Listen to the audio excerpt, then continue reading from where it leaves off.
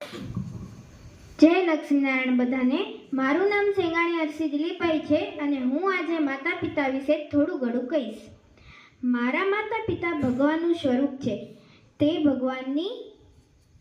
ભગવાનની અમૂલ્ય ભેટ છે. જે બાળકને સુખમાં આગળ આવવા દે અને દુઃખમાં આગળ ન આવવા દે તે માતા પિતા. જે બાળકની દરેક માતા પિતા ઈચ્છા પૂર્ણ કરે છે. જે બાળક વિશે વિચારે તે માતા પિતા. કોઈકે મને પૂછ્યું કે બાળકના માતા પિતાનું જીવનમાં શું મહત્વ છે, તો મેં જવાબ આપ્યો કે કોઈ આધાર વગર એક હાથથી તાળી વગાડી બતાવો.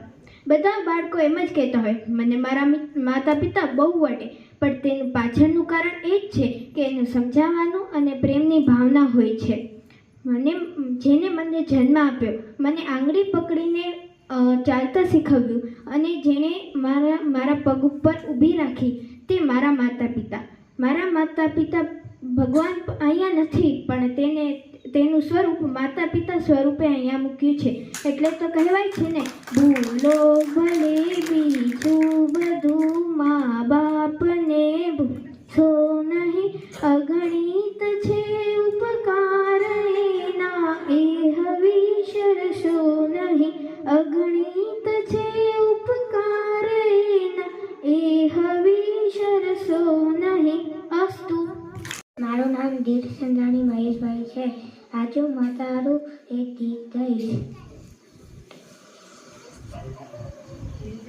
સિદ્ધિ દે સિદ્ધિ દે અષ્ટરામ નિધિ દે વંશમય વૃદ્ધિ દે ભાતવાની હૃદય મેં ધ્યાન દે ચિંત મેં ધ્યાન દે હવે વરદાન દે સંપૂર્ણ દૂત દો દૂતર સુત પર પૂતર રાજા સંપૂર્ણ દસ જાની સદસ્તો પ્રીત દે ટુટુમ સહિત દે જડ તમે ગીત દે મા ભવાની. અસ્તુ. ખૂબ સરસ દીર્ઘભાઈ. માત કી જય.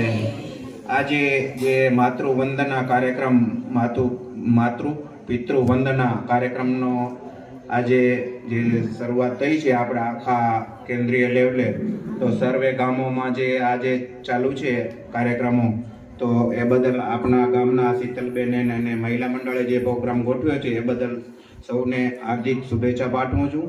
અને આપણે માતૃવંદના પહેલી આપણે કેટલી માતાઓ છે કે પહેલી આપણી જન્મ દેનારી માતા જનેતા માતા, પછી બીજી તો કે પૃથ્વી માતા, આપણી પૃથ્વી ઉપર પગ મૂક્યો તો એ પૃથ્વી માતા. પછી આપણે જે દૂધ પીધું માતાનું અને પિતાનું, તો ત્રીજી માતા ગાય માતા.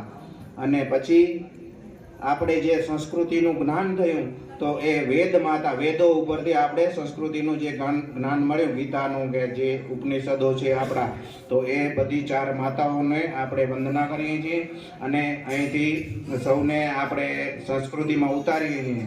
નાનો બાળક હોય ત્યારથી જ આપણે વિચારો એવા શુદ્ધ હોવા જોઈએ કે આપણે શું કહેવાય, નાનું કૂપળ હોય આ લીમડાનું હોય કે નાનો છોડ હોય, એને જેમ સીધો મૂકો તો સીધો જાય લાકડી રાખીને, અને એને જો વાંકો મૂકો તો વાંકો જ જાય. આમ ખબર હે ને બાળકો, આપણે લીમડો છોડ વાવીએ તો એને સીધો રાખો તો સીધો જાય, તમે ટેડા જાઓ તો ટેડા જાઓ.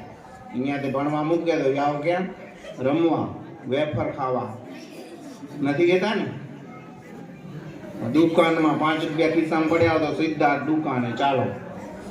એવું ન હોવું જોઈએ. આપણે સંસ્કૃતિનું પાલન કરવું જોઈએ. માતા પિતા જેમ કેમ કરવું જોઈએ એ બધી આપણામાં શિક્ષણ ઉતારવું જોઈએ. પછી આપણી શું બાળાવસ્થા હોય, પછી 12 વર્ષ પછી બાળે બુદ્ધિ, પછી 12 વર્ષે બુદ્ધિ આવે, પછી 16 વર્ષે શુદ્ધિ થાય, થોડી એમાં જ્ઞાન આવે, બધું એમાં ઇમોશનલ જે આપણા મગજમાં જે હોય એ બધું જાગૃત થાય.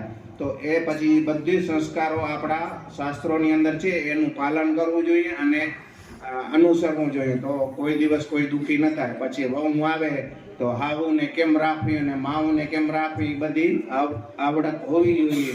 તો જ આપણા જીવન સંસાર એક શુદ્ધ બની શકે. અસ્તુ. જય હિન્દ, જય ભારત.